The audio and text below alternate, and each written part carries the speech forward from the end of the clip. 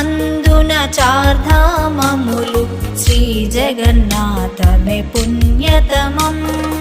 ఉత్కళమందున విరాజమానం సాగర తీరమే ఈ క్షేత్రం జగన్నాథ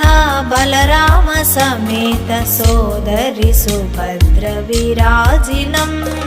వైష్ణవ గౌడీయ సంప్రదాయం ప్రభు చైతన్యుల స్థావరము